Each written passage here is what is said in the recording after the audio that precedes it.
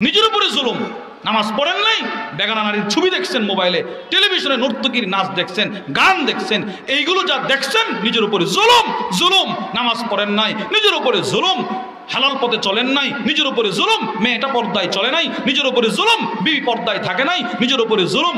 এই জুলুমগুলো আল্লাহ ক্ষমা করবে কেউ যদি দিল থেকে আল্লাহর কাছে ক্ষমা চাইতে পারে। সহিহুল জামের বর্ণনা, ক্বালা রাসূলুল্লাহ সাল্লাল্লাহু আলাইহি ওয়াসাল্লাম আয-যুলমু সালাসা, আল্লাহর রাসূল বলেন জুলুম তিন প্রকার। ফাযুলমুন লা ইয়াগফিরুহুল্লাহ, এক প্রকারের জুলুম, যে জুলুম কেউ যদি করে আল্লাহ তাকে ক্ষমা করবে না, সেটা হলো ওহুয়া শিরিক, সেটা হলো শিরিক করা।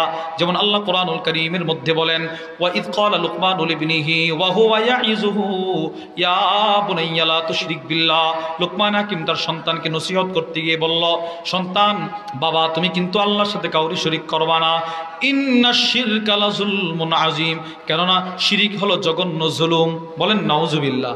শিরিক সবচাইতে জঘন্য জুলুম, এটা আল্লাহ কখনোই ক্ষমা করবে না। সূরাতুন নিসার মধ্যে আল্লাহ বলেন, বিসমিল্লাহির রহমানির রহিম, ইন্নাল্লাহা লা ইয়াগফিরু আন ইউশরাকা বিহি ওয়া ইয়াগফিরু মা দুনা যালিকা লিমান ইয়াশা। আল্লাহ রাব্বুল আলামিন বলে, বান্দা তোমার শিরিকের জুলুম ছাড়া যত ধরনের গুনাহ তুমি করবা ওইগুলো আমি আল্লাহ ইচ্ছা করলে ক্ষমা করতে পারি। সুবহানাল্লাহ। কিন্তু শিরিকের গুনাহ নিয়ে আসলে কিন্তু ক্ষমা করব না। তাহলে শিরিক তিন প্রকার, জুলুম তিন প্রকার। এক নাম্বার শিরিক। বলেন এক নাম্বার কি? এক নাম্বার এমন জুলুম যেটা আল্লাহ কখনোই ক্ষমা করবে না, সেটা হলো জুলুম। সেটি কি ভাই? জুলুম। দুই নাম্বার ফাযুলমুন ইয়াগফিরুহুল্লাহ, এমন জুলুম যেই জুলুম করলে আল্লাহ ক্ষমা করবেন। সেটি কি? সেটি হলো সূরাতুন নিসার মধ্যে আল্লাহ বলেন, বিসমিল্লাহির রহমানির রহিম, ومن يعمل سوءا أو يظلم نفسه ثم يستغفر الله يجد الله غفورا رحيما। আল্লাহ রাব্বুল আলামিন বলে, আমার যে বান্দা, আমার যে বান্দি খারাপ কাজ করলো, গুনাহ করে ফেললো, গুনাহের মাধ্যমে নিজের উপরে জুলুম করলো, বয়স তার 60 বছর, 50 বছর পর্যন্ত, 40 বছর পর্যন্ত সে নামাজ পড়ে নাই। এখন ওই বান্দাটা যদি আমি আল্লাহর কাছে খাস দিলে তওবা করতে পারে, যদি তার জুলুমের উপর অনুতপ্ত হয়, আমি আল্লাহর কাছে ক্ষমা চাইতে পারে, আমি আল্লাহ তাআলা তার গুনাহগুলো ক্ষমা করে দিব। সুবহানাল্লাহ। বিসমিল্লাহির রহমানির রহিম। জুলুমের ভয়াবহ পরিণতির আলোচনা আল্লাহ করেছেন। আল্লামা শাইখুল ইসলাম ইবনে তাইমিয়া রাহিমাহুল্লাহ তার বিখ্যাত কিতাব মাজমু' ফাতাওয়া ইবনে তাইমিয়া, ওই কিতাবের মধ্যে হযরত লিখেছেন, মানুষের জিন্দেগীর সমস্ত ইবাদতের মূল ভিত্তি হলো ইখলাস। একজন নামাজির গোটা জিন্দেগীর নামাজের ভিত্তি ইখলাস। একজন রোজাদারের সব রমাদানুল মুবারকের সমস্ত রোজার ভিত্তি হলো ইখলাস। হাজী সাহেবের হজের ভিত্তি ইখলাস, বক্তা সাহেবের ওয়াজের ভিত্তি ইখলাস। যেমনি ভাবে সমস্ত ইবাদতের মূল ভিত্তি হলো ইখলাস, ঠিক ওই রকম হযরত লিখেছেন সমস্ত গুনাহের মূল ভিত্তি হলো জুলুম। একদিক থেকে ইবাদতের ভিত্তি ইখলাস, অপর দিক থেকে গুনাহের ভিত্তি হলো জুলুম। গুনাহের ভিত্তি হলো জুলুম। সমস্ত ইবাদতের মূল ভিত্তি হলো ইখলাস। বলেন তো, সমস্ত ইবাদতের মূল ভিত্তি কি ভাই? ইখলাস। আর সমস্ত গুনাহের ভিত্তি হলো জুলুম। এই জন্য জুলুমের মতো ভয়াবহ গুনাহ যারা করবে, এক নাম্বার আল্লাহ এদেরকে হেদায়েত দিবে না। বলেন নাউজুবিল্লাহ। আল্লাহ কোরআনের মধ্যে বলেন, বিসমিল্লাহির রহমানির রহিম, ইন্নাল্লাহা লা ইয়াহদিল কওমাজ জালিমিন। আল্লাহ রাব্বুল আলামিন বলেন, নিশ্চয়ই আল্লাহ তাআলা জালেম সম্প্রদায়কে হেদায়েত দিবে না। এক নম্বর। দুই, জুলুমের মতো ভয়াবহ অপরাধ যারা করবে এরা কখনো সফলতা অর্জন করতে পারবে না। আল্লাহ রাব্বুল আলামিন বলেন, বিসমিল্লাহির রহমানির রহিম, ইন্নাহু লা ইফলিহুজ জালিমুন। আল্লাহ বলেন যারা জালেম এরা কখনো সফলতা অর্জন করতে পারবে না।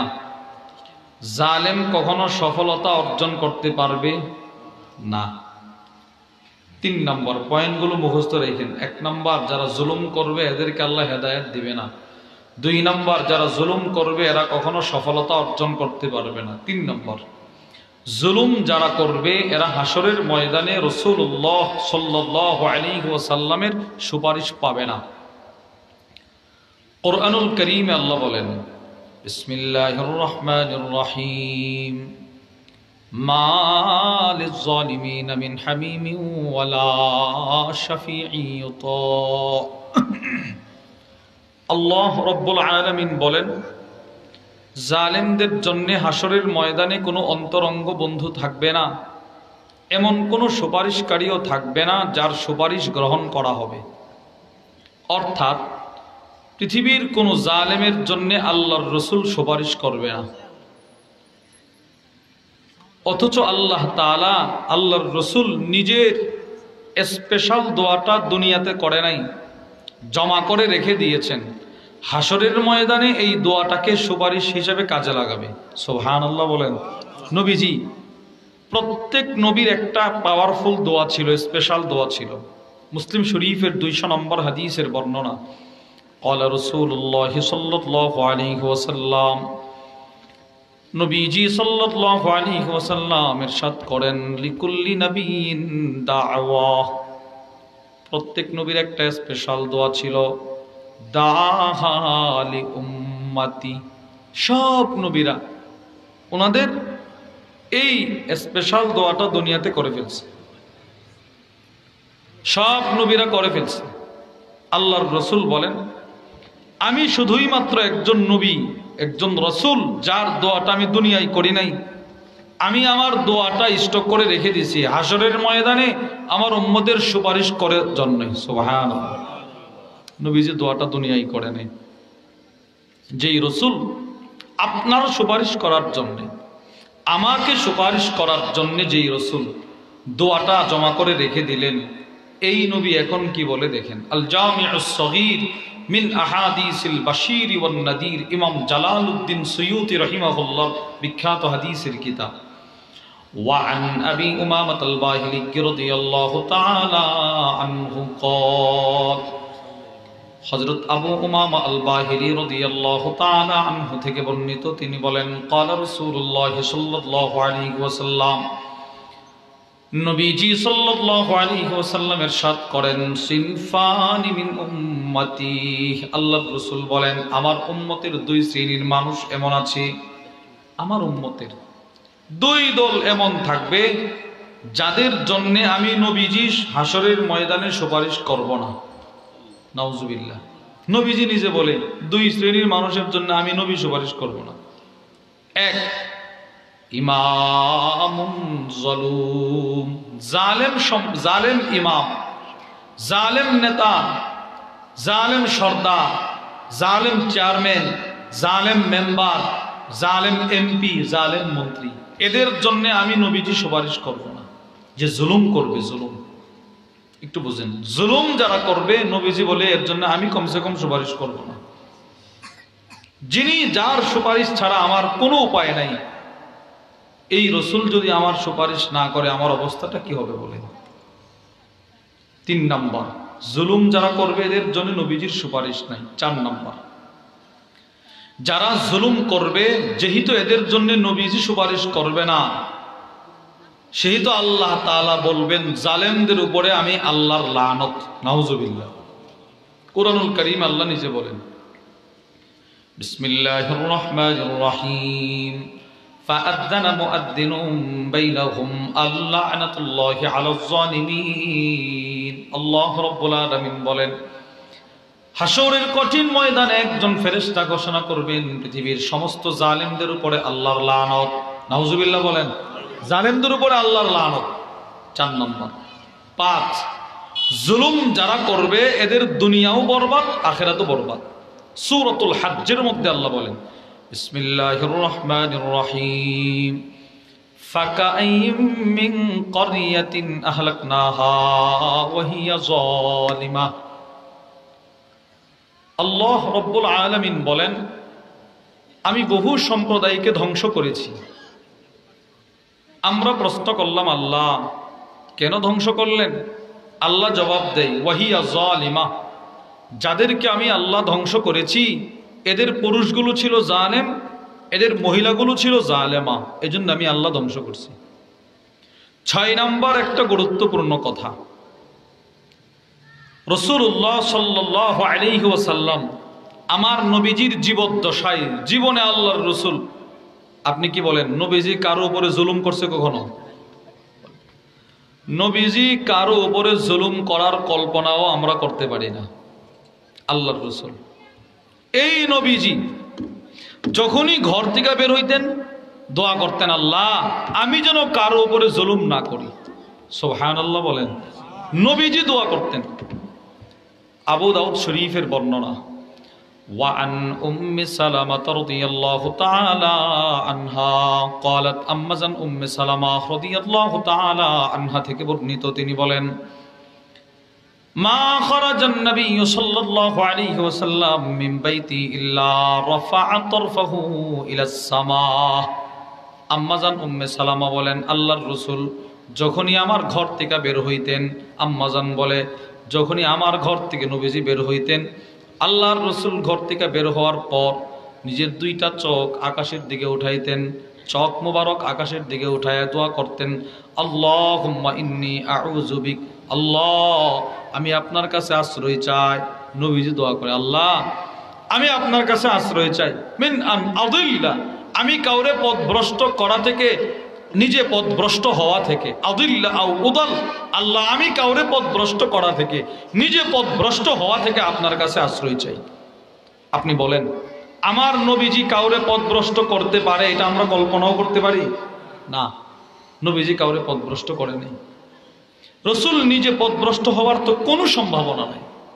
এই নবী প্রতিনিয়ত আল্লাহর রসুল দোয়া করতেন, আল্লাহ আমি কাউরে পথভ্রষ্ট করা থেকে, নিজে পথভ্রষ্ট হওয়া থেকে আপনার কাছে আশ্রয় চাই। হ্যাঁ, নবীজির পথভ্রষ্ট হওয়ার কোনো সম্ভাবনা নাই, কিন্তু আপনার আমার পথভ্রষ্ট হওয়ার সম্ভাবনা আছে না নাই? বলেন। আপনার আমার পথভ্রষ্ট হওয়ার সম্ভাবনা আছে। যে কোনো সময় একটা মানুষ পথভ্রষ্ট হইতে পারে। আমাদের মাদ্রাসার একজন হেফজখানার শিক্ষক ছিলেন। উনি এক সময় হেফজখানায় পড়াইতেন। ওনার ছাত্র আছে, মাশাআল্লাহ অনেক ছাত্র। এই গত কয়েকদিন আগে আমি এক মাহফিলে যাব, বের হইছি, হঠাৎ করে তাকায় দেখি রাস্তার পাশে ইনি দাঁড়ানো। ইনার দাড়ি ছিল এত বড় বড়, দাড়িগুলো কাটা ফেলছে একদম স্ট্রেট। হ্যাঁ জি, হাফিজ সাহেব, উনি হাফিজ সাহেব ছিলেন। উনি হাফিজ সাহেব, ওনার অনেক ছাত্র আছে। পারিবারিক টেনশন আর যে কোনো কারণে ওনার হিতাহিত জ্ঞান চলে গেছে, বাস দাড়ি কেটে ফেলছে। যে কোনো সময় আপনার আমার পথভ্রষ্ট হওয়ার সম্ভাবনা আছে। আল্লামা মুহাম্মদ আলী ইবনে মুস্তাফা আত-তানতাবি রাহিমাহুল্লাহ তার কিতাব আলী ফাতাওয়া আলী আত-তানতাবি, ওইটার মধ্যে লিখছে, মিশরের একজন মুয়াজ্জিন ছিল, মুয়াজ্জিন। ইনি আগের জমানায় মসজিদের মিনারায় খালি মাইক ছাড়া আজান দেওয়া হতো, মাইক ছাড়া।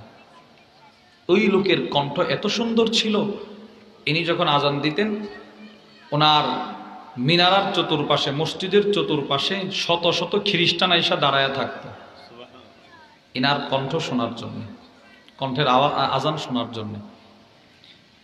আল্লামা আলী মুহাম্মদ আলী ইবনে মুস্তাফা আত-তানতাবি রাহিমাহুল্লাহ লিখেন, একদিন আজান দিতেছে, আজানের মাঝখানে খ্রিস্টান এক সুন্দরী রূপসী মেয়ের দিকে তার নজর গেছে।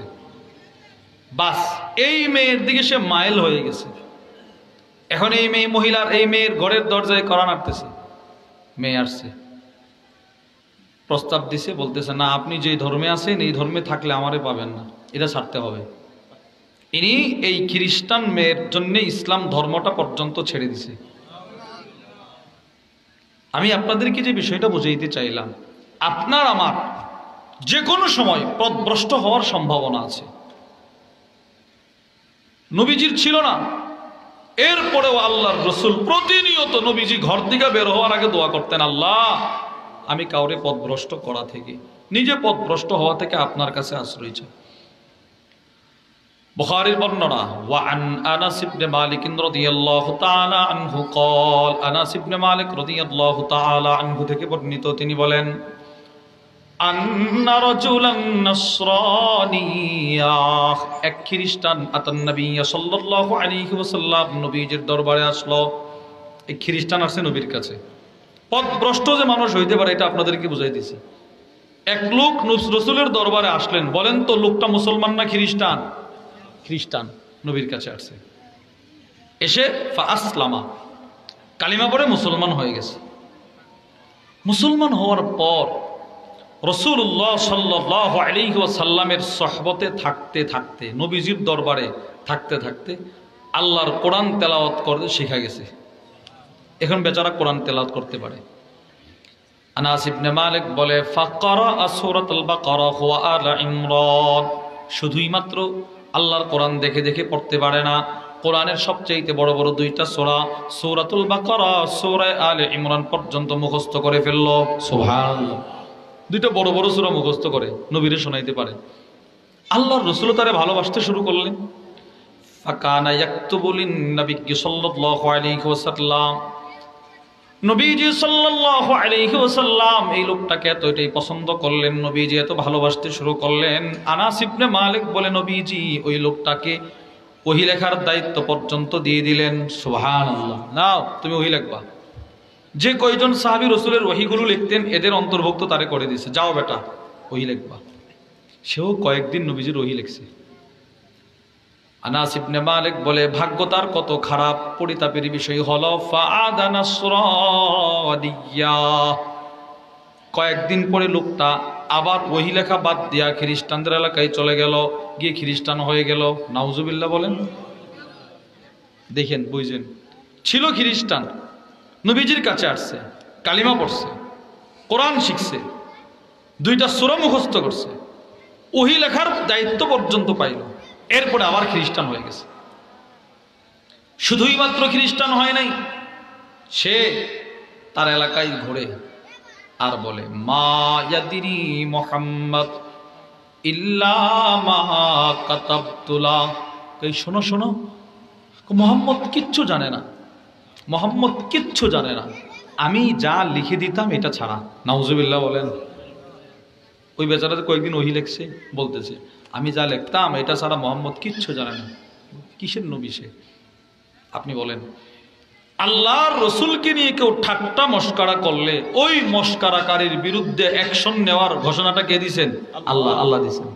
সূরাতুল হিজরের মধ্যে আল্লাহ বলেন, বিসমিল্লাহির রহমানির রহিম, ইন্না কাফাইনাকাল মুস্তাহজিইন। আল্লাহ রাব্বুল আলামিন আল্লাহর রাসূলকে বলে, দোস্ত আপনাকে নিয়ে কাফেররা ঠাট্টা মস্করা করে, আপনি মন ক্ষুণ্ণ হবেন না, মনে কষ্ট নিয়েন না, আপনার পক্ষ থেকে কাফেরদের বিরুদ্ধে অ্যাকশন নেওয়ার জন্য আমি আল্লাহই যথেষ্ট। সুবহানাল্লাহ বলেন। আল্লাহ বলে, আমি আল্লাহই যথেষ্ট। এই লোক আল্লাহর রাসূলকে নিয়ে ঠাট্টা মস্করা করতে লাগলো, সে কিচ্ছু জানে না, আমি যা লিখে দিতাম এগুলো ছাড়া। ফামাতাহুল্লাহ, আল্লাহ পাক ওই লোকটারই মৃত্যু দিয়ে দিছে, সে মারা গেছে। খ্রিস্টান সম্প্রদায় ফাদাফানু, এদের নিয়ম অনুযায়ী তার দাফন করলো, যেহেতু সে খ্রিস্টান দাফন করছে। কিন্তু আশ্চর্যের বিষয় হইল, বুখারীর বর্ণনা, ওয়াকাদ লাফাযাতুল আরদ, পরের দিন সকালে খ্রিস্টানরা এসে দেখে এই বেচারার লাশ, যেটা তারা মাটির নিচে দাফন করে গেছিল, তার লাশ মাটির উপরে জমিন ফেলে দিছে, নিক্ষেপ করে দিছে। চা বেটা, তুই আল্লাহর রাসূলকে গালি দিছস, তোর মতো নাফরমানকে আমরা আমাদের বুকে পেটে রাখতে চাই না, যাও, ফেলে দিছে। খ্রিস্টানরা পরের দিন দেখে, কিরে লাশ দাফন করে গেলাম, লাশ দিয়ে উপরে। সব খ্রিস্টানরা বলতে লাগলো, হাদা ফি'লু মুহাম্মদ ওয়া আসহাবি, এটা মুহাম্মদের কাজ। নাউজুবিল্লাহ বলেন। মুহাম্মদের সাথীদের কাজ। এরা রাত্রে এসে আমাদের এই খ্রিস্টান লোকের লাশটা উপরে উঠাইছে। পরের দিন তারা কবর আরো খনন করছে, এরপরে আবার দাফন করছে।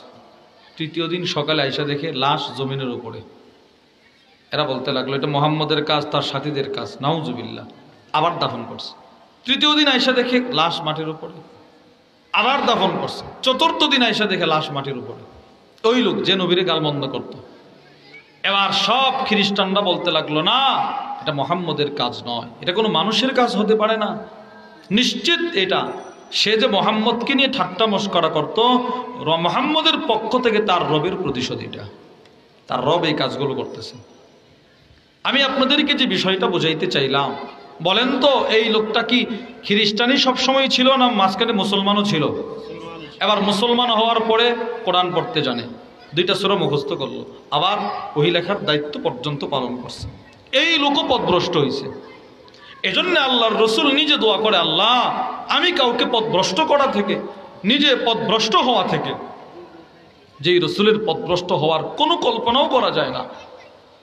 আল্লামা আব্দুল ফাত্তাহ আবু গুদ্দা রাহিমাহুল্লাহ তার বিখ্যাত কিতাব আর রাসূলুল মুআল্লিম ওয়া আসালিবুহু ফিত তা'লিম, ওই কিতাবের মধ্যে লিখেছেন, ওয়াকাদ আরসালাল্লাহু তাআলা বা'দাল ইস্তিখলাস ওয়া তাহহারাহু মিনাল আদনাস।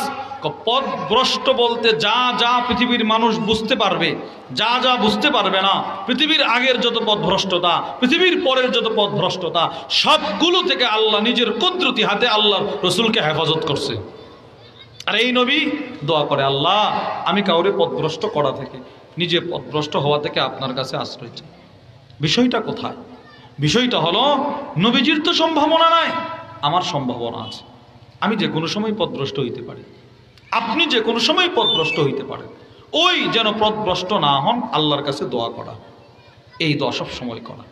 তো আম্মাজান উম্মে সালামা বলেন, আল্লাহর রসুল আমার ঘর থেকে বের হওয়ার সাথে সাথে এই দোয়াটা পড়তেন। দোয়ার প্রথম অংশ আমি কাউরে পথভ্রষ্ট করা থেকে, নিজে পথভ্রষ্ট হওয়া থেকে। দোয়ার দ্বিতীয় অংশ আল্লাহুম্মা ইন্নী আউযু বিকা মিন আন আযলিম আও উযলাম। আল্লাহ আমি কারো উপরে জুলুম করা থেকে, নিজে মাজলুম হওয়া থেকে আপনার কাছে আশ্রয় চাই। নবীজি দোয়া করে। আপনি বলেন, রসুলের ব্যাপারে যেমন পথভ্রষ্ট হওয়ার নিসবত করা অসম্ভব, ঠিক ওই রকম নবীজি কারো উপরে জুলুম করতে পারে এটা আমরা কল্পনা করতে পারি না। পৃথিবীর সমস্ত জুলুম দূর করছে নবীজি। আল্লামা আবু আব্দুর রহমান আল ওয়াদিঈ রাহিমাহুল্লাহ তার বিখ্যাত হাদিসের কিতাব as-sahihul musnad mimma laysa fi as-sahihayn মধ্যে হাদিস নিয়ে আসছে। ওয়া আন উম্মি সালামা রাদিয়াল্লাহু তাআলা আনহা قالت আম্মাজান উম্মি সালামা রাদিয়াল্লাহু তাআলা আনহা বলেন, পৃথিবীতে যত জুলুম ছিল সব জুলুম দূর করেছে আল্লাহর নবী। আর সেই নবী দোয়া করে, আল্লাহ আমি যেন কারো উপরে জুলুম না করি। পৃথিবীর জুলুম কেমন ছিল? আম্মাজান উম্মে সালামা বলেন, লাম্মা নাযালনা আরদাল হাবশা, সাহাবাদের জামাত যখন প্রথম হিজরত করে হাবশায় গেল, হাবশার বাদশা নাজাশী সাহাবাদেরকে ডাকলেন, ডেকে প্রশ্ন করলেন, কোন দেশ থেকে আসছো? আরব থেকে আসছি। তোমাদের আরবের কি অবস্থা? খুব ভালো না, জুলুম জুলুম জুলুম। কেন? কুন্না কওমান আহলা জাহিলিয়া। সাহাবাদের পক্ষ থেকে জাফর ইবনে আবি তালেব বলে, বাদশা আমাদের আরবে শুধু জুলুম চলে, শুধু জুলুম। না'বুদুল আসনাম, আমরা মূর্তি পূজা করে আল্লাহর সাথে জুলুম করি। ওয়ানাকতাউল আরহাম, আত্মীয়তার বন্ধন ছিন্ন করে আত্মীয়তার সাথে জুলুম করলাম। ওয়ানুসি উল জিওয়ার, প্রতিবেশীকে কষ্ট দিয়ে প্রতিবেশীর উপরে জুলুম করি। ওয়ায়াকুলুল কাফিকু মিন্নাত দাঈফ, আমাদের মধ্যে যারা প্রভাবশালী এরা অসহায়দের উপরে জুলুম করে। তাহলে আল্লাহর সাথেও জুলুম, আত্মীয়তার সাথে জুলুম, প্রতিবেশীর সাথে জুলুম, দুর্বলদের উপরে সবলদের জুলুম। জুলুমে জুলুমে আমাদের আরবের সমাজ ছিল নিমজ্জিত।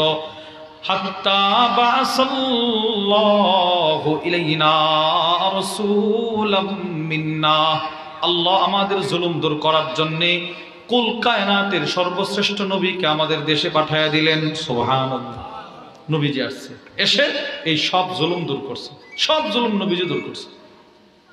আল্লাহর রসুল শুধুই মাত্র মানুষের উপর থেকে জুলুম দূর করে নাই, আল্লাহর নবীজি হাইওয়ানাতের উপর থেকেও জুলুম দূর করছেন। সুবহানাল্লাহ বলেন। নবীজি হাইওয়ানের উপর থেকেও জুলুম দূর করছেন। কখনো কখনো বাকহীন পশু, হাইওয়ান, এরা এসে নবীজির কাছে বিচার দিত, ইয়া রাসূলুল্লাহ আমার উপরে জুলুম হইতেছে, আপনি বিচার করেন। আবু দাউদ শরীফের বর্ণনা, وعن عبد الله بن جعفر رضي الله تعالى عنهما قال, হযরত আব্দুল্লাহ ইবনে জাফর রাদিয়াল্লাহু তাআলা আনহুমা থেকে বর্ণিত, তিনি বলেন, আরদাফানি রাসূলুল্লাহ সাল্লাল্লাহু আলাইহি ওয়াসাল্লাম খালফাহু যাতা ইয়াউমিন। আব্দুল্লাহ ইবনে জাফর বলে, নবীজি সাল্লাল্লাহু আলাইহি ওয়াসাল্লাম একদিন নিজের বাহনের পিছনে আমারে আদর করে বসাইলেন। সুবহানাল্লাহ বলেন। নবীজির বাহনের পিছনে এই ছোট্ট সাহাবী আব্দুল্লাহ ইবনে জাফরের বসাইছে। আব্দুল্লাহ ইবনে জাফর বলে, ফা আসররা ইলাইয়া হাদিসান লা উহাদ্দিসু বিহি আহাদান নাস। আল্লাহর রাসূল আমার কাছে একটা গোপন কথা বললেন, এই শর্তে যেন কথাটা আমি কারো কাছে না বলি। এবার আব্দুল্লাহ ইবনে জাফর বলতে লাগলেন, ওয়া কানা আহাব্বু মাস্তাতারা বিহি রাসূলুল্লাহ সাল্লাল্লাহু আলাইহি ওয়াসাল্লাম লিহাজাতিহি হাদাফান আও হাইশা নাখলিন। আব্দুল্লাহ ইবনে জাফর বলেন, আল্লাহর নবীর একটা স্বভাব ছিল, আল্লাহর রাসূল যেখানে সেখানে ইস্তেনজা করতেন না। নবীজি ইস্তেনজার জন্য দুইটা জায়গা বড় পছন্দ করতেন। এক নাম্বার উঁচু জায়গা, উঁচু ভূমি। দুই নাম্বার এমন বাগান, যে বাগানের চতুর্পাশে ঘন ঘন গাছ লাগানো থাকে। এই দুইটা জায়গা নবীজি ইস্তেনজার জন্য খুব পছন্দ করতেন। এক নাম্বার উঁচু ভূমি, উঁচু জায়গা। দুই নাম্বার এমন বাগান, যে বাগানের চতুর্দিকে বেশি গাছ, যেন বাহির থেকে ভিতর না দেখা যায়, ভিতর থেকে বাহির না দেখা যায়। আল্লাহর রাসূল মানুষের সামনে ইস্তেনজা করতেন না। আমরা তো বাজারে মানুষ চলাফেরা করে, এই পাশে এক জায়গায় বসে ইস্তেনজা শুরু করে না, এটা হায়া কম, এটার প্রমাণ। আল্লাহ আবু দাউদ শরীফের 1, 2, 3 এই হাদিসগুলো আপনি খুললে দেখবেন আছে। কানা রাসূলুল্লাহ সাল্লাল্লাহু আলাইহি ওয়াসাল্লাম ইযা আরাদাল বারাস ইনতালাকা হাত্তা লা ইয়ারাহু আহাদ। নবীজি যখন ইস্তেনজার ইচ্ছে পোষণ করতেন, নবীজি হাঁটতে থাকতেন, হাঁটতে হাঁটতে হাঁটতে হাঁটতে এত দূরে হেঁটে হেঁটে চলে যাইতেন, যাদের সাথে রাসূল এতক্ষণ ছিল এরা কেউ নবীরে দুই চোখে দেখতেই পারত না, এত দূরে নবীজি চলে যাইতেন। আব্দুল্লাহ ইবনে জাফর বলে, আল্লাহর নবী ইস্তেনজা করবে, দুইটা জায়গায় পছন্দ, খুঁজে পাচ্ছে না। ফাদাখালা হাইতান লিরাজুলিল আনসার। নবীজি সাল্লাল্লাহু আলাইহি ওয়াসাল্লাম এক আনসার সাহাবী বাগানে প্রবেশ করলেন ইস্তেনজা করার জন্য। ফাইদা জামাল, ওই বাগানের ভিতর একটা উট ছিল, বাঁধা উট, একটা উট বাঁধা, উটটা বাঁধা। ফালাম্মা রাআন নবী সাল্লাল্লাহু আলাইহি ওয়াসাল্লাম, উটটা বাঁধা অবস্থায় যেই মাত্র আল্লাহর নবীকে দেখে ফেলল, হান্না ওয়া দারাফাত আইনা, উটটা নবীজির দেখা কান্না শুরু করে দিল, উটের দুইটা চোখ দিয়ে পানি গড়ায় গড়ায় পড়তে লাগলো।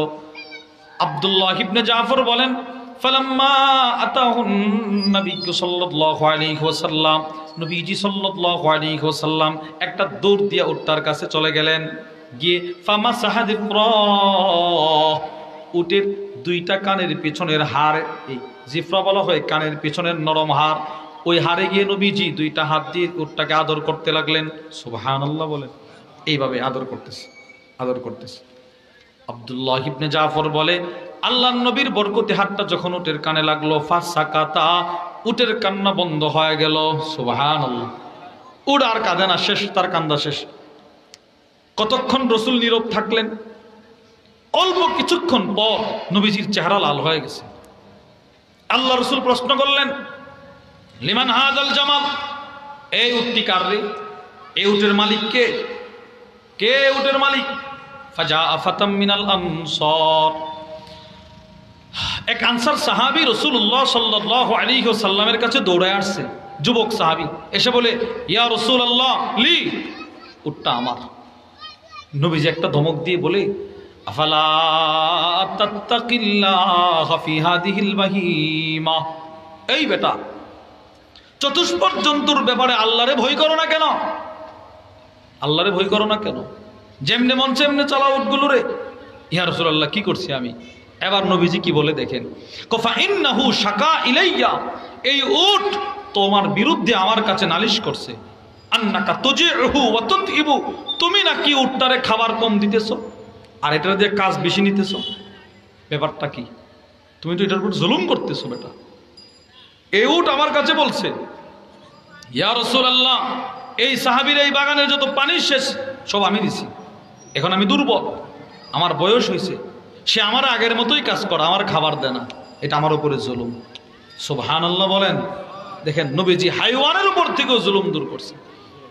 মুসলিম শরীফের বর্ণনা, ওয়ান জাবির ইবনে আব্দুল্লাহ রাদিয়াল্লাহু তাআলা আনহুমা ক্বাল, হযরত জাবির ইবনে আব্দুল্লাহ রাদিয়াল্লাহু তাআলা আনহুমা থেকে বর্ণিত, তিনি বলেন, মাররা আলাইহি হিমার, আল্লাহর রাসূল একদিন বসা, নবীজির সামনে একটা গাধা হেঁটে হেঁটে চলে যায়। ওয়াকাদ উসিমা ফি ওয়াজিহি, গাধাটার চেহারার মধ্যে লোহার দাগ, কেমন যেন মালিক লোহা গরম করে গাধার চেহারা একটা দাগ দিয়ে রাখছে, দাগ।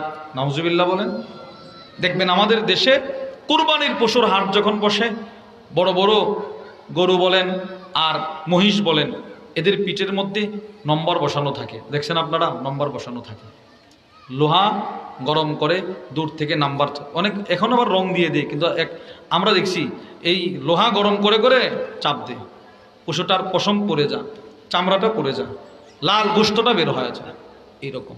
এটা জুলুম। বলেন এটা কি? আপনারা বলেন এটা কি? জুলুম। জুলুম এটা।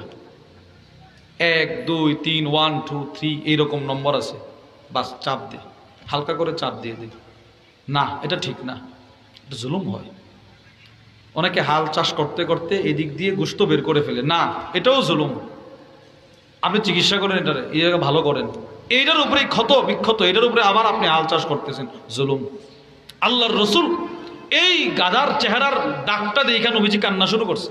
আল্লাহর রসুল বলে, লানাল্লাহ, আল্লাহর লানত ওই ব্যক্তির উপর, আল্লাযী ওয়াসামা ফি ওয়াজহি, যে এই গাধাটার চেহারার মধ্যে লোহার দাগ দিল, তার উপরে আল্লাহর লানত। নাউজুবিল্লাহ বলেন। নবীজি বলতেছেন। মুসলিম শরীফের বর্ণনা, ক্বালা রাসূলুল্লাহ সাল্লাল্লাহু আলাইহি ওয়াসাল্লাম, দাখালাত ইমরাআতুন নার ফি হিররা, আল্লাহর রাসূল বলেন, একটা বিড়ালকে কষ্ট দেওয়ার কারণে এক মহিলা জাহান্নামে গেছে।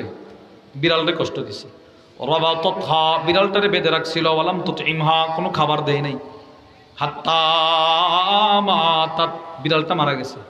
আল্লাহর রাসূল বলেন, বিড়ালটারে কষ্ট দেওয়ার কারণে মহিলাটা জাহান্নামে গেল। অপর দিকে কুকুরের সাথে ভালো আচরণ করছে, একটু দয়া করছে, একটু দয়া, একটু রহম করছে, আল্লাহ পাক যে কুকুরটার উপর একটু দয়া করছিল তারা মাফ করে জান্নাতি বানিয়ে দিছে। বুখারীর বর্ণনা।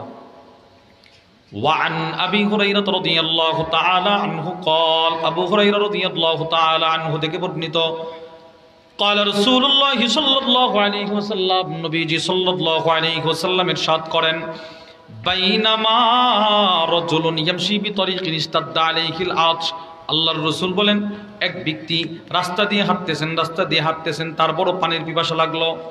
লোকটা মনে করেন মরুভূমি দিয়ে হাঁটতেছে, খুব পানির পিপাসা, কাতরাইতেছে, যেন মারা যাবে, জীবনের মায়া ছেড়ে দিছে, নৈরাশ।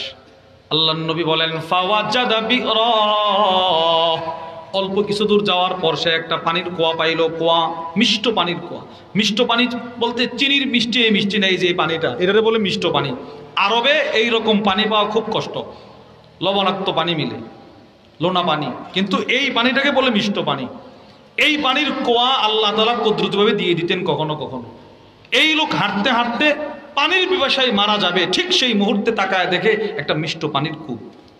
ফানাজালাল বের, সে লাফ দিয়ান এই কুয়ায় নামছে, ফাশারিবা, পানি পান করল, তার পিপাসা যেটা ছিল শেষ, পানি পান করছে। এবার পানি পান করার পর সে কুয়া থেকে উঠছে।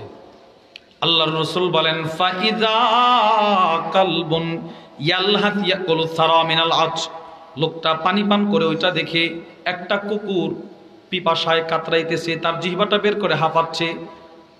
কুকুরটা হাইওয়ান, সে রুদ্রের আলোতে পাথর চিকচিক করে, সে মনে করে পানি, কুকুরটার জিহ্বাটা দিয়ে পাথরে চাটতেছে, পানি মনে করে পাথরে চাটে।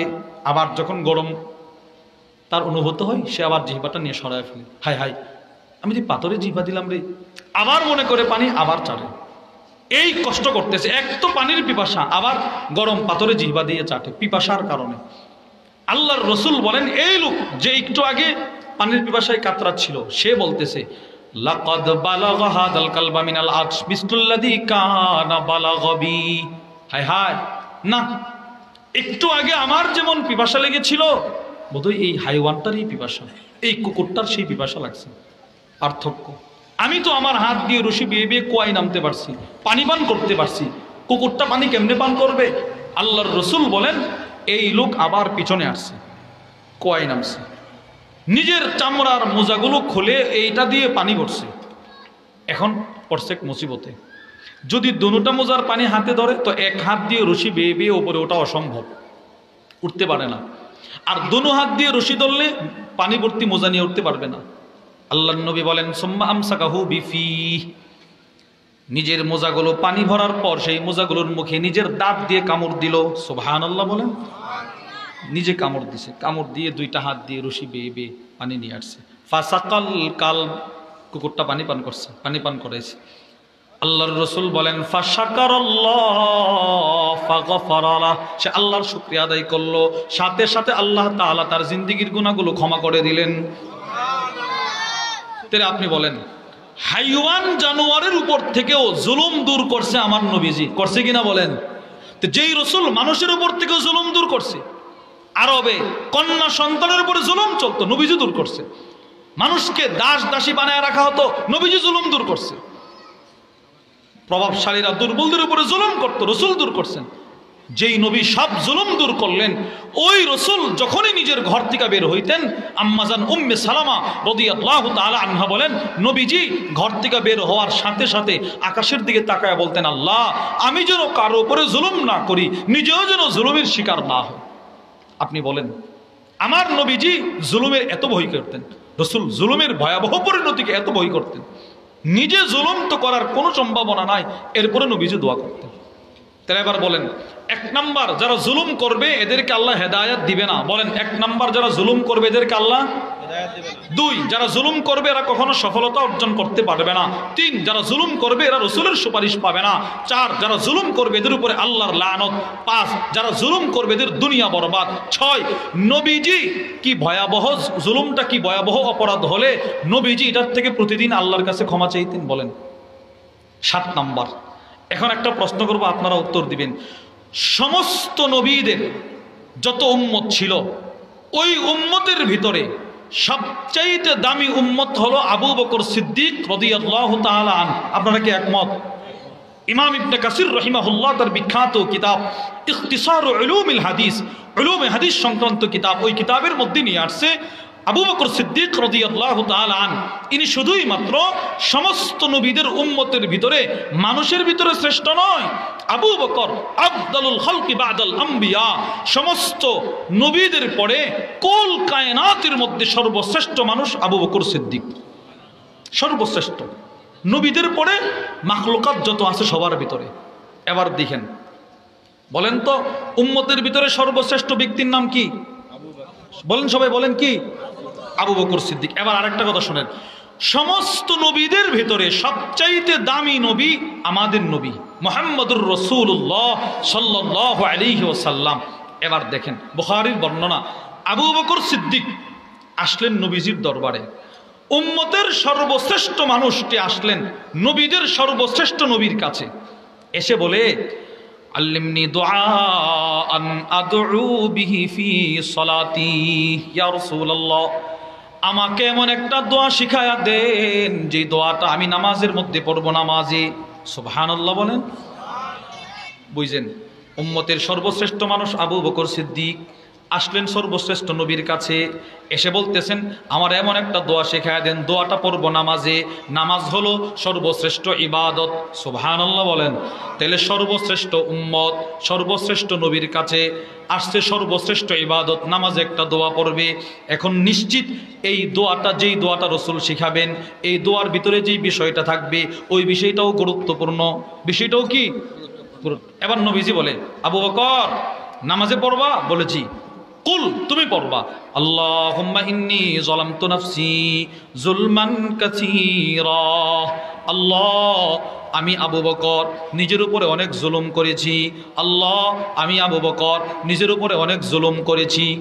দেখেন সিদ্দিক আকবরের মতো ব্যক্তি বলতেছে আল্লাহ আমি নিজের উপরে জুলুম করছি, জুলুম আমি জুলুম করছি।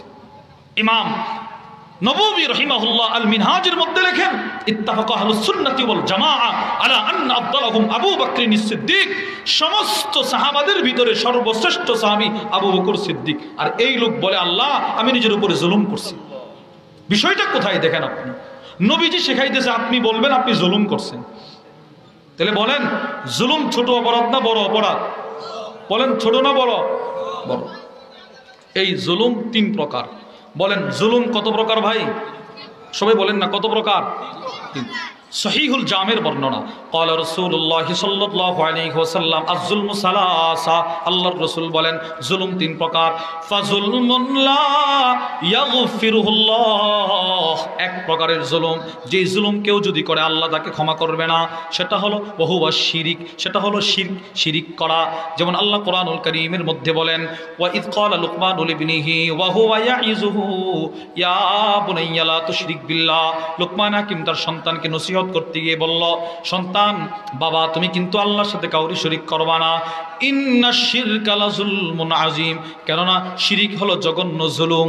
বলেন নাউজুবিল্লাহ, শিরিক সবচাইতে জঘন্য জুলুম, এটা আল্লাহ কখনোই ক্ষমা করবে না। সূরাতুন নিসার মধ্যে আল্লাহ বলেন বিসমিল্লাহির রহমানির রহিম ইন্নাল্লাহা লা ইয়াগফিরু আন ইউশরাকা বিহি ওয়া ইয়াগফিরু মা দুনা যালিকা লিমান ইয়াশা।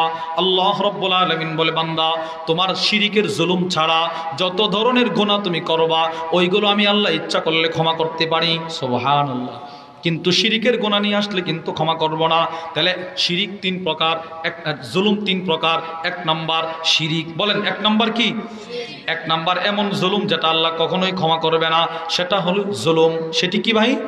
জুলুম। দুই নাম্বার ফাযুলমুন ইয়াগফিরুহুল্লাহ, এমন জুলুম যেই জুলুম করলে আল্লাহ ক্ষমা করবেন। সেটি কি? সেটি হলো সূরাতুন নিসার মধ্যে আল্লাহ বলেন বিসমিল্লাহির রহমানির রহিম ومن يعمل سوءا أو يظلم نفسه ثم يستغفر الله يجد الله غفورا رحيما। আল্লাহ রাব্বুল আলামিন বলে আমার যে বান্দা আমার যে বান্দি খারাপ কাজ করলো, গুনাহ করে ফেললো, গুনাহের মাধ্যমে নিজের উপরে জুলুম করলো, বয়স তার 60 বছর 50 বছর পর্যন্ত 40 বছর পর্যন্ত সে নামাজ পড়ে নাই, এখন ওই বান্দাটা যদি আমি আল্লাহর কাছে খাস দিলে তওবা করতে পারে, যদি তার জুলুমের উপর অনুতপ্ত হয় আমি আল্লাহর কাছে ক্ষমা চাইতে পারে, আমি আল্লাহ তাআলা তার গুনাহগুলো ক্ষমা করে দিব। সুবহানাল্লাহ, আল্লাহ ক্ষমা করে দিবেন। এক আজীব কথা নিয়ে আসছে শাইখুল ইসলাম সানি ইমাম রব্বানি আল্লামা ইমাম ইবনুল কাইয়িম আল জাওজিয়্যি রাহিমাহুল্লাহ, তার বিখ্যাত কিতাব আল ওয়াবিলুস সাইয়্যিব ওয়া রাফিউল কালিমিত তাইয়্যিব, ওই কিতাবের মধ্যে হযরত লেখেন বান্দার অনেক গুনাহ এমন আছে যেই গুনাহগুলোর কারণে সে বড় জান্নাতের মালিক হয়ে যায়। আমি কি রে কি বললো রে, বিষয়টা তো বুঝলাম না। পরে উনি দৃষ্টান্ত দিছে, তিনি বলেন কোন বান্দা নফসের কুমন্ত্রণায় পড়ে, শয়তানের কুমন্ত্রণায় পড়ে একটা গুনাহ করছে, গুনাহটা করার পরে তার অন্তরে একটা ধাক্কা লাগছে, কি করলাম রে আমি, এত বড় জঘন্য গুনাহটা আমি করে ফেললাম। এই গুনাহের উপরে অনুতপ্ত হয়ে সে আল্লাহর কাছে এমন একটা তওবা করছে, তার গুনাহটা আল্লাহ এমন নেক দ্বারা পরিপূর্ণ করে দিল যেই নেক আমল তারে আল্লাহর জান্নাতে নিয়ে গেছে। ফাউলাইকা ইউবাদদিলুল্লাহু সাইয়্যাতিহিম হাসানাত। একটা দৃষ্টান্ত শুনলে আপনারা বুঝবেন।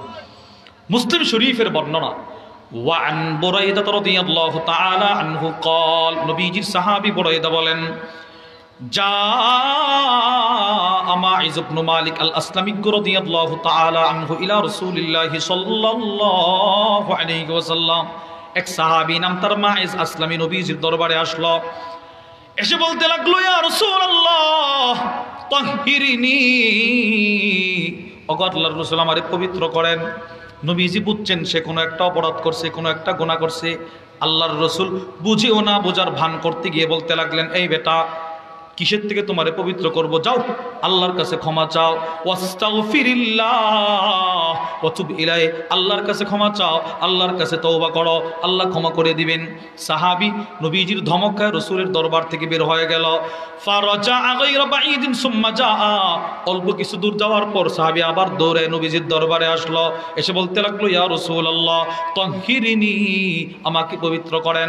আল্লাহর রাসূল বলে যাও বেটা যাও আল্লাহর কাছে ক্ষমা চাও, আল্লাহ আল্লাহর কাছে তওবা করো, আল্লাহ ক্ষমা করে দিবেন। সাহাবী আবার দৌড়ায় চলে গেলেন। ফারাজা গায়রা বাঈদিন সুম্মা জাআ, অল্প কিছু দূর যাওয়ার পর সাহাবী আবার দৌড়ে আসলেন, এসে তৃতীয়বার বলতে লাগলেন, ইয়া রাসূলুল্লাহ তাহহিরনি, আমাকে পবিত্র করেন। নবীজি আবার ধমক দিলেন, আবার চলে গেল। এবার চতুর্থবার আসলো, হাত্তা ইদা কানাতির রাবিআ, চতুর্থবার নবীজির দরবারে আসার পর নবীজি সব সাহাবাদেরকে উদ্দেশ্য করে বলতে লাগলেন, সবার সামনে তারে বলতে লাগলেন, ফিমা উতাহহিরু, কোন জিনিস থেকে তোমারে পবিত্র করব? বারবার তুমি আমার কাছে কায়দা কায়দা বলতেছো তোমারে পবিত্র করার জন্য, একটু বলো তো তুমি কি অপরাধ করছো, কোন জিনিস থেকে তোমাকে পবিত্র করব? সাহাবী দুইটা চোখের পানি ছেড়ে দিয়ে বলতে লাগলেন, ইয়া রাসূলুল্লাহ মিনাজ জিনা, আমি শয়তানের কুমন্ত্রণায় পড়ে জিনা করে ফেলেছি। ইয়া রাসূলুল্লাহ, জঘন্য একটা অপরাধ আমি করে ফেলেছি, কারণ জিনা হলো সবচাইতে জঘন্য অপরাধ। মুসলিম শরীফের বর্ণনা, আব্দুল্লাহ ইবনে মাসউদ রাদিয়াল্লাহু তাআলা আনহু থেকে বর্ণিত, তিনি বলেন, সাআলতু রাসূলুল্লাহি সাল্লাল্লাহু আলাইহি ওয়াসাল্লাম আইয়ুদ যামবি আযমু ইনদাল্লাহ। আব্দুল্লাহ ইবনে মাসউদ বলে, আমি নবীজির কাছে প্রশ্ন করলাম, ইয়া রাসূলুল্লাহ, সবচাইতে জঘন্য অপরাধ কোনটি? আল্লাহর রাসূল বলেন, আনতা জাআলা লিল্লাহি নিদ্দান ওয়া হুয়া খালাকাক, যে আল্লাহ তোমাকে সৃষ্টি করলেন ওই আল্লাহর সাথে কাউকে শরীক করা। সাহাবী প্রশ্ন করলেন, এরপরে কোনটা সবচেয়ে জঘন্য অপরাধ? নবীজি বললেন, আনতা কুতুলা ওয়ালাদাক মাখাফাতা আন ইয়াতাআমা মাক, নিজের সন্তানকে নিজে জবাই করা, জন্ম নিয়ন্ত্রণ করা, এই ভয়ে সন্তান বেশি হইলে খাবার দেব কোত্থেকে, এই ভয়ে সন্তানকে হত্যা করা। সাহাবী আবার প্রশ্ন করলেন, ইয়া রাসূলুল্লাহ, এরপরে সবচেয়ে জঘন্য অপরাধ কোনটি? আল্লাহর রাসূল বলেন, আনতুজানি হালিলাতা জারিক, প্রতিবেশীর স্ত্রীর সাথে জেনা করা, জেনা ব্যভিচার করা, যে কারোর সাথে জেনা ব্যভিচার করা সবচেয়ে জঘন্য অপরাধ। এই জন্য মায়েস বলতে লাগলেন, ইয়া রাসূলুল্লাহ, তিনবার ফিরায় দিলেন, এতো আমার মনে শান্তি নাই কেন জানেন? আমি সবচাইতে জঘন্য অপরাধটা করে ফেলেছি, জেনা করেছি। আল্লাহর রাসূল উপস্থিত সাহাবাদেরকে উদ্দেশ্য করে বলতে লাগলেন, আবিহি জুনুন, ও সাহাবারা, আমার মনে হয় মায়েস পাগল হয়ে গেছে, পাগল হয়ে গেছে। চারবার তারে ফিরাইয়া দিলাম, সবার সামনে এসে বলতেছে সে নাকি জিনা করছে, পাগল নাকি। ফা উখবিরা আন্নাহু লাইসা বিমাজনুন, সব সাহাবারা বলতে লাগলেন, না ইয়া রাসূলুল্লাহ, মায়েস পাগল নয়, মায়েস সুস্থ, মায়েস ভালো। এবার আল্লাহর রাসূল বলেন, যদি পাগল না হয়ে থাকে, আশারিবা খামরা, তাহলে বোধহয় মদ পান করছে। আমি রাসূল তিনবার তাকে ফিরাইয়া দিলাম, সে আমার দরবার ছাড়ে না। সে আয়েশা বলে সে নাকি জিনা করছে, আমি ফিরিয়ে দিছি। আমি ফিরিয়ে দেওয়ার অর্থ হলো, তুমি কোনো না কোনো একটা অপরাধ করছো, আমি বুঝছি, যেহেতু অপরাধটা আল্লাহ প্রকাশ করে নাই, তুমি আল্লাহর কাছে ক্ষমা চাও, আল্লাহ ক্ষমা করে দিবে। আপনার জিন্দগিতে যেই গুনাহ আছে, যেগুলো এখনো কেউ জানে না, বুঝতে হবে আল্লাহ আপনারে ভালোবাসতেছে, ওইগুলোর জন্য আল্লাহ দরজা খুলে রাখছে, তুই আমার কাছে ক্ষমা চা, আমি তোর গুনাহগুলো ক্ষমা করে দিব। নবীজি বলে, এটা চারবার ফিরিয়ে দিলাম। সে বলে, এ নাকি কি জিনা করছে, পাগল নাকি? কোনা পাগল না, মদ পান করছে। ফাকামা রাজুলুন, এক আনসার সাহাবী দাঁড়াইল, ফাস্তানকাহু, মায়েজের মুখের কাছে এই সাহাবী তার নাকটা নিয়ে ঘ্রাণ নিল। ফালাম ইয়াজিদ মিন রিহা খামরিন, সাহাবী বলতে লাগলেন, ইয়া রাসূলুল্লাহ, মদ পান করে নাই, কারণ তার মুখে কোনো মদের দুর্গন্ধ নাই, মদ পান করে নাই। আল্লাহর রাসূল এবার আমারা ফারুজিমা, রাসূল বলেন, ঠিক আছে, যেহেতু সুস্থ মস্তিষ্কের মানুষ, পাথরের আঘাত করো। ইনারে পাথরের আঘাত করলো, পাথরের আঘাতে এই সাহাবী মারা গেলেন। ইনার এন্তেকালের পর সব সাহাবারা দুই ভাগে বিভক্ত হয়ে গেছে। মসজিদ নববীর সাহাবারা দুই ভাগে বিভক্ত। এক ভাগ সাহাবী বলতে লাগলেন, ফাকানান নাসু ফিহি ফিরকাতাইন, একদল বলে ইনি জাহান্নামী, আরেক দল বলে ইনি জান্নাতি, লাকাদ হালাকা, সে ধ্বংস হয়ে গেছে। আরেক দল বলে না, সে জান্নাতি, তার চাইতে সুন্দর তওবা হতে পারে না। এইভাবে দুদল সাহাবারা তর্ক বিতর্কে লিপ্ত। কয়দিন? 3 দিন, 1 2 3, 3 দিন পরে নবীজি আসছে, এসে বলে, কি হলো, এত হট্টগোল কিসের, আওয়াজ কিসের? সাহাবারা বলে, ইয়া রাসূলুল্লাহ, ইনারা বলতেছেন সে নাকি জাহান্নামী, আর ইনারা বলতেছে সে নাকি জান্নাতি। আল্লাহর রাসূল বলে, শোনো, লাকাদ তাবা তাওবা, আমার এই সাহাবী মায়েজ এমন একটা তওবা করছে, উকতুলনি বিল হিজারা, আমার হাতে পাথর দিয়ে বলতেছে, ইয়া রাসূলুল্লাহ, এই পবিত্র সেই পবিত্র না, এই পাথরটা দিয়ে আমারে আঘাত করে মেরে ফেলেন, এতে আমি জিনাহের গুনাহ থেকে মুক্তি পাবো। নবীজির হাতে পাথর দিয়ে, আমার কাছে পাথর দিয়ে সে আমার কাছ থেকে পবিত্র হয়েছে। তার এই একটা তওবা যদি আমার উম্মতের সমস্ত নারী পুরুষকে বন্টন করে দেওয়া হয়, সবাই এক সাহাবীর তওবা দিয়ে জান্নাতে যাওয়ার জন্য যথেষ্ট। এইটাকে বলছে আল্লাহ তাআলা। নিজের উপরে জুলুম। নামাজ পড়েন নাই, বেগানা নারীর ছবি দেখছেন, মোবাইলে টেলিভিশনে নর্তকীর নাচ দেখছেন, গান দেখছেন, এইগুলো যা দেখছেন নিজের উপরে জুলুম। নামাজ পড়েন নাই, নিজের উপরে জুলুম। হালাল পথে চলেন নাই, নিজের উপরে জুলুম, মেয়েটা পর্দায় চলে নাই, নিজের উপরে জুলুম, বিবি পর্দায় থাকে নাই, নিজের উপরে জুলুম। এই জুলুমগুলো আল্লাহ ক্ষমা করবে কেউ যদি দিল থেকে আল্লাহর কাছে ক্ষমা চাইতে পারে। এই জন্যে এই জুলুম থেকে আমরা আল্লাহর কাছে ক্ষমা চাইব তো ইনশাআল্লাহ। আল্লাহ আমাদের সকলকে যে কথাগুলো বললাম সেই কথাগুলোর উপর আমাকে আপনাকে সকলকে আমল করার তৌফিক দান করেন। সুবহান রাব্বিকা রব্বিল ইজ্জাতি আম্মা ইয়াসিফুন ওয়া সালামুন আলাল মুরসালিন ওয়ালহামদুলিল্লাহি রাব্বিল আলামিন। আসসালামু আলাইকুম ওয়া রাহমাতুল্লাহি ওয়া বারাকাতুহু।